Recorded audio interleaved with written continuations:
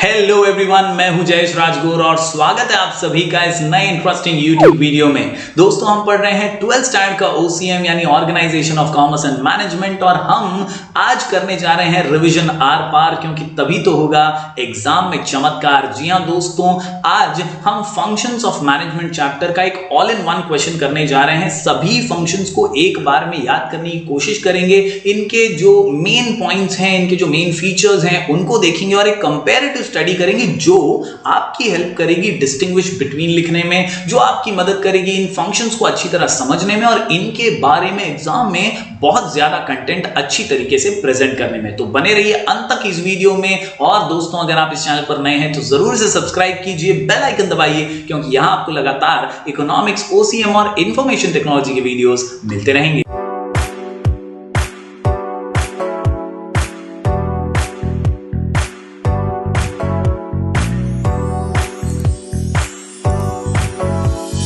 तो दोस्तों, बात जब करते हैं हम फंक्शंस ऑफ मैनेजमेंट की, तो याद रखिए management is what manager does. जी हां दोस्तों, हेनरी फेयोल साहब कहकर गए हैं, to manage is to forecast and to plan, to organise, to command and to control. यानी याद रखिए, फोरकास्ट करना, दूर का सोचना, प्लान करना, ऑर्गेनाइज करना, कमांड और कंट्रोल करना, ये सभी फीचर्स अच्छे मैनेजमेंट की निशानी है। दोस्तों, हम जब बात करते हैं सभी फंक्शंस ऑफ मैनेजमेंट की, तो हमारी किताब के अनुसार planning, organising, staffing, directing, coordinating और कंट्रोलिंग बहुत महत्वपूर्ण है। POSDC के नाम से भी हम इन्हें जानते हैं और ये सभी फंक्शंस बहुत ज्यादा इंपॉर्टेंट है हर मैनेजर के लिए। दोस्तों, हम आज एक कंपैरेटिव स्टडी करने जा रहे हैं POSDC की, यानी इन सभी फंक्शंस को शॉर्ट में समझेंगे, इनके डिस्टिंग्विश लिखने में हमें आसानी हो, इन्हें समझने में हमें आसानी हो, इस तरह से इनकी कंपैरेटिव स्टडी करेंगे। कुल मिलाकर के 8 पॉइंट बोर्ड एग्जाम में लिखने होते हैं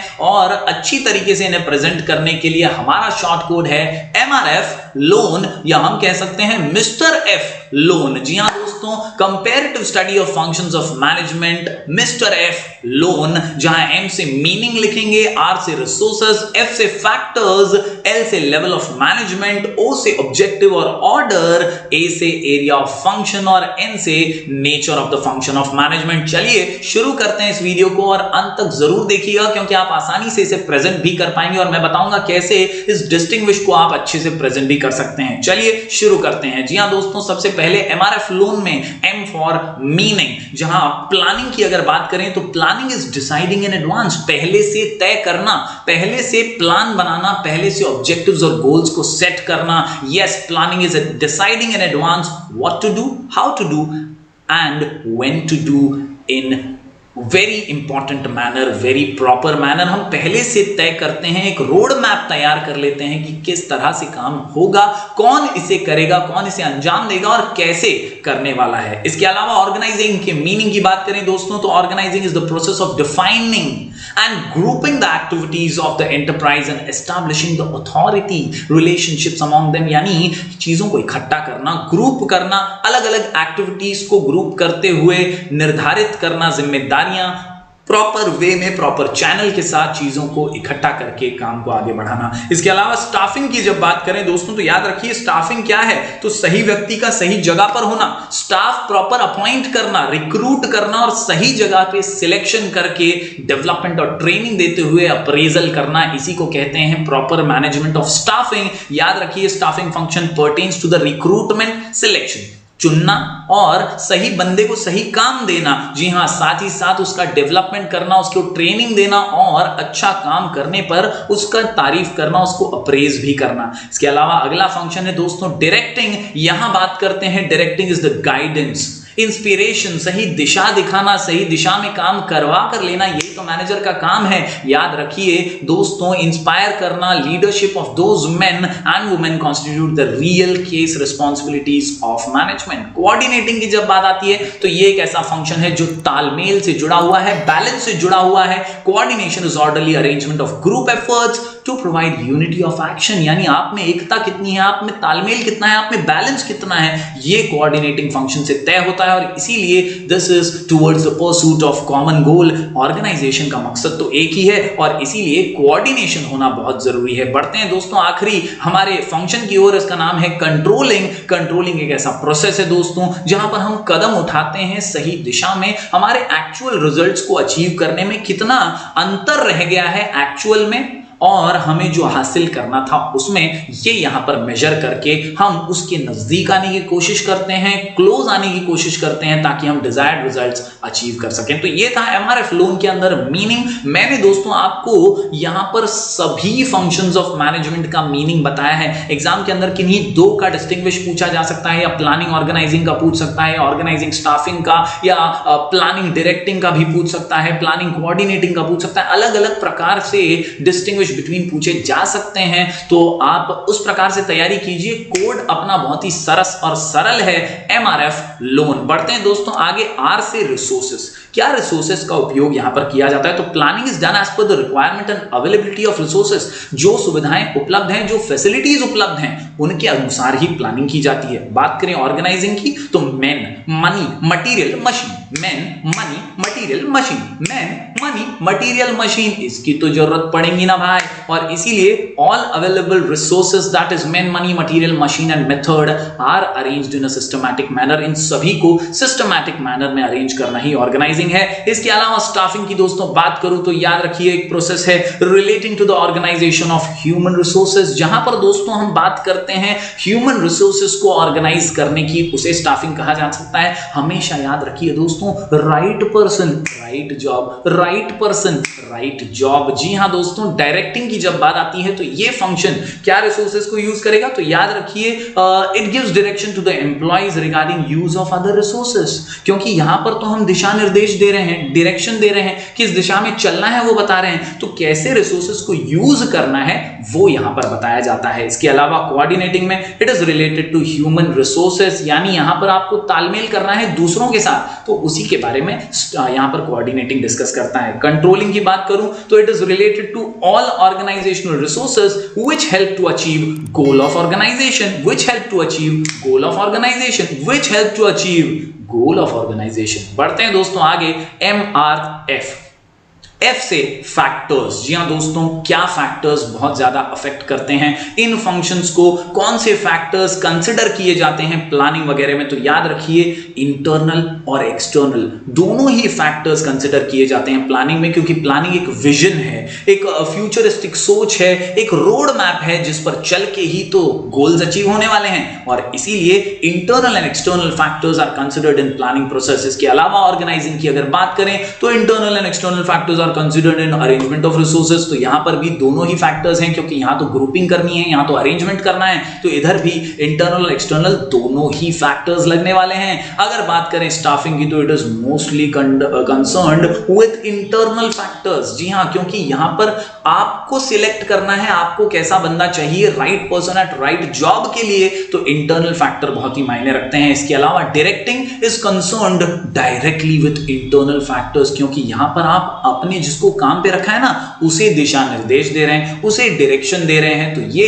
इंटरनल फैक्टर से जुड़ा हुआ है। कोऑर्डिनेटिंग की बात करूं तो it is harmonisation of human resources, क्योंकि यहां तो तालमेल होता है ना, यहां पे तो एक डिपार्टमेंट का दूसरे डिपार्टमेंट से व्यवहार समझ में आता है, कैसा उनके बीच में अंडरस्टैंडिंग है वो समझ में आता है, और इसीलिए हार्मोनाइजेशन ऑफ ह्यूमन रिसोर्सेज। याद रखिए कंट्रोलिंग की बात करें तो internal and external factors are taken into account. तो याद रखिए दोस्तों, सभी में इंटरनल एक्सटर्नल फैक्टर्स हैं, सिर्फ और सिर्फ स्टाफिंग के अंदर हम इंटरनल फैक्टर्स देख रहे हैं, इसके अलावा डायरेक्टिंग में हम इंटरनल फैक्टर्स देख रहे हैं, बाकी सब जगह पर इंटरनल एक्सटर्नल फैक्टर्स दोनों की जरूरत पड़ेगी। बात करते हैं अगले पॉइंट की, एल से लेवल्स ऑफ मैनेजमेंट। कौन से लेवल पर कौन सा फंक्शन उपयोगी है?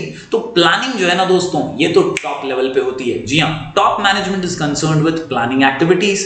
इसके अलावा ऑर्गेनाइजिंग, तो top and middle level management, ये याद रखिए डायरेक्टिंग के लिए टॉप लेवल और मिडिल लेवल, टॉप लेवल और मिडिल लेवल ये ऑर्गेनाइजिंग में काम आते हैं। स्टाफिंग की बात करें तो मिडिल लेवल मैनेजमेंट ही स्टाफिंग के लिए जिम्मेदार है। इसके अलावा कुछ हद तक top level is concerned with promotion, क्योंकि अगर आपने सही बंदे को चुना है और वो अच्छा काम कर रहा है तो उसे प्रमोट करने के लिए टॉप लेवल की परमिशन तो लगेगी। डायरेक्टिंग की बात करें तो middle level management is involved in directing, क्योंकि वो सही दिशा दे सकते हैं एम्प्लॉइज को।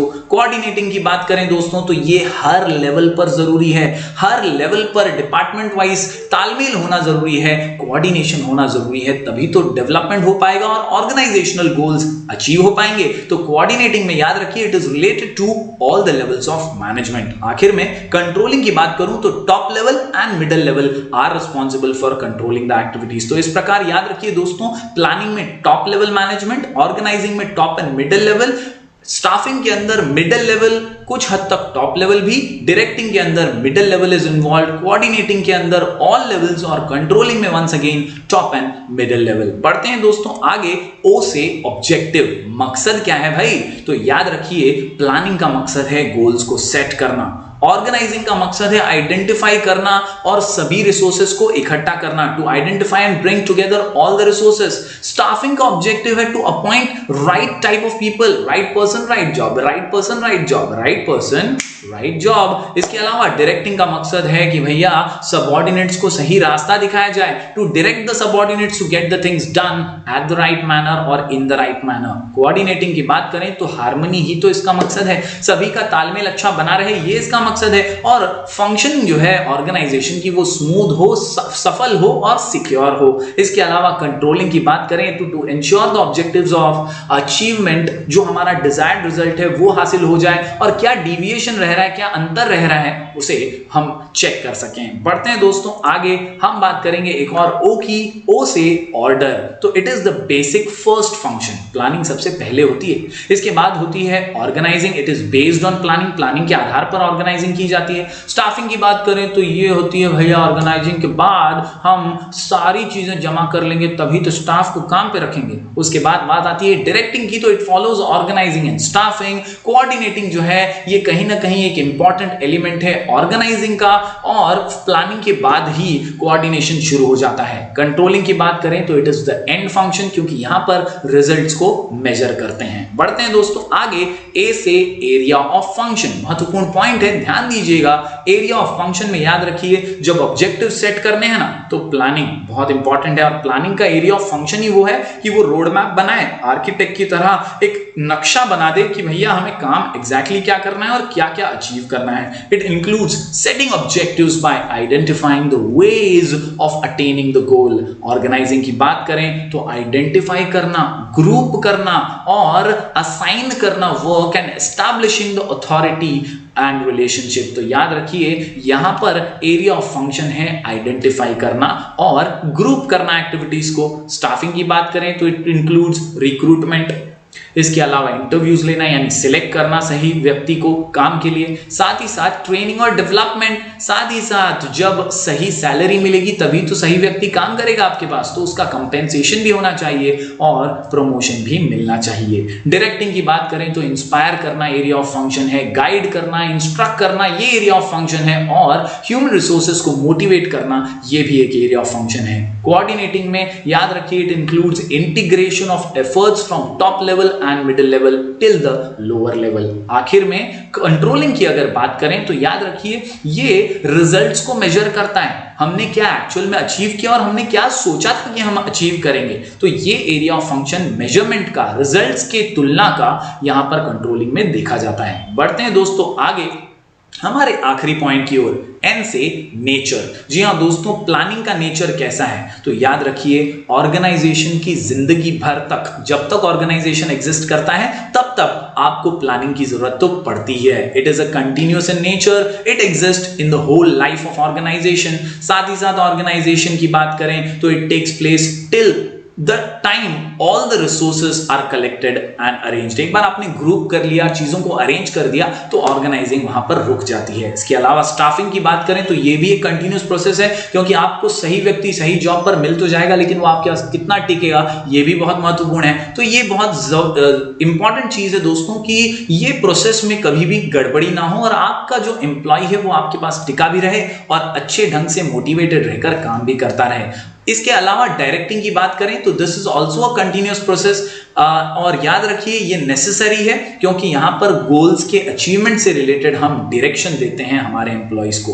बाद में बात करते हैं कोऑर्डिनेटिंग की, तो ये भी एक कंटिन्यूअस प्रोसेस है और यहां पर मैनेजरियल लेवल्स जो हैं वो कंट्रोल किए जाते, कोऑर्डिनेट किए जाते हैं। इसके अलावा कंट्रोलिंग की बात करें तो it is the process which starts once the actual plan is executed, यानी एक्चुअल प्लान जब एग्जीक्यूट हो गया तभी तो हम मेजर कर पाएंगे कि एक्चुअल प्लान में सक्सेस मिला भी है या नहीं। तो इस प्रकार दोस्तों हमने ये सभी पॉइंट्स देख लिए एमआरएफ लोन के जरिए और एक कंपैरेटिव स्टडी की पोस्ट-डीसी की, यानी प्लानिंग हो, ऑर्गेनाइजिंग हो, स्टाफिंग हो, डायरेक्टिंग हो, कोऑर्डिनेटिंग या कंट्रोलिंग, हर फंक्शन को आप एमआरएफ लोन के जरिए पढ़ सकते हैं। लिखकर प्रैक्टिस करेंगे तो आप सभी के फीचर्स भी बना लेंगे और सभी के डिस्टिंग्विश भी आसानी से लिख लेंगे। जरूर दोस्तों आप इस वीडियो को लाइक कीजिएगा, ज्यादा से ज्यादा स्टूडेंट्स तक इसे पहुंचाइएगा और हमारे चैनल को सपोर्ट कीजिएगा। एमआरएफ लोन में meaning, resources, factors, level of management, objective, order, area of function और नेचर, जरूर इसकी लिखकर प्रैक्टिस कीजिएगा।